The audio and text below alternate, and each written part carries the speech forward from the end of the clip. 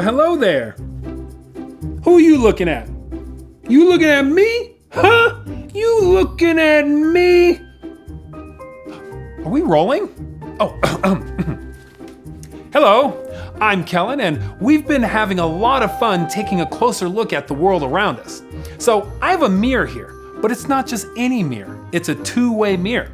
The way it works is that one person can see through it from the side where it's darker, and the person on the other side sees a reflection of themselves when the light is on them. So here's me, but when I stand behind it and change the lighting, can you see me now?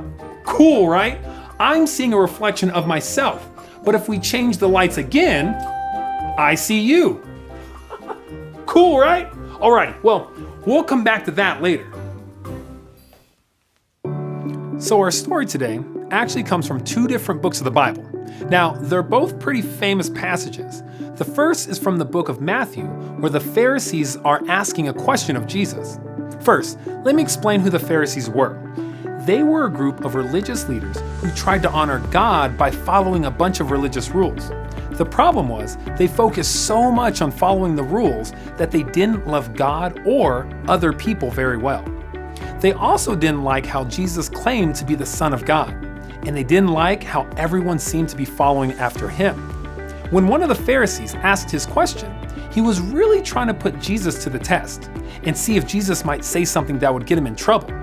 So he asked Jesus this question: which is the greatest commandment in the law? Now, the law he was referring to was the law in the Old Testament that had lots of rules.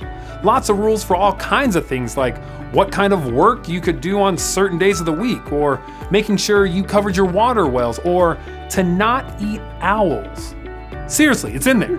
Check it out. So Jesus answers them and says, "Love the Lord your God with all your heart and with all your soul. Love him with all your mind. This is the first and most important commandment. And the second is like it. Love your neighbor as you love yourself. Everything that is written in the law and the prophets is based on these two commandments." Jesus basically sums up the law with those 4 verses. There are more than 600 rules in the Old Testament, and Jesus says here what you need to do. Love God, love people. That's it. Crazy, right? But how do we love someone? I mean, what is love? The Apostle Paul had some things to say about love in the book of 1 Corinthians. Paul said, "Love is patient, love is kind. Love does not dishonor others." He also says that love does not look out for its own interests. Love is full of joy. It always protects. It never gives up. Love never fails. Now, that's a lot of beautiful words about love, but what does it look like in our everyday life? What does it look like for love to be patient?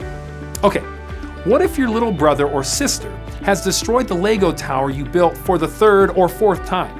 Showing them love might mean that you're patient and that you don't get angry at them. What does it look like for love to be kind? Well, maybe there's a new kid at school or at camp, and maybe they don't look or sound like you or any of your friends. It may not be easy, but to show that person love means to show kindness. Invite them to sit with you at lunch or play with you at recess, even if your other friends don't want to. What does it look like for love to never fail? That's a big one, right? To say that love never fails? Well, I don't think Paul was saying that love is always easy. It's not. And sometimes we might feel that love has failed when you try to show someone kindness or patience and they make fun of you or they ignore you. But I think maybe Paul is saying that we can't give up. And if we continue to show people love, it will change them and change us, even if we can't see it immediately. I think it's also good to remember that God is described as love, and what God did by sending us his son Jesus will never fail. Even when we mess up, God still loves us, and we can show that same love to others. Here, let me show you something. So we're back at this two-way mirror. Remember that it works because of light. When you light up one side of the mirror and lower the light on the other side, the person that has the light shining on them is able to be seen. So when I shine the light on myself, I can look in the mirror and see myself. Hey, Kellen. But when we turn the light down on ourselves and we turn the light up on the other side of the mirror, we turn the light on others. We turn the focus on other people and we can see who they are and what they need. When we take a closer look at others, we're able to see them as God sees them and live for God by loving them. Pretty incredible, right? So, as you go home and as you meet new friends in the next few weeks, remember that you can live for God by showing others God's love. And keep a lookout because there are so many things to learn about God when you take a closer look. I'll see you guys next time.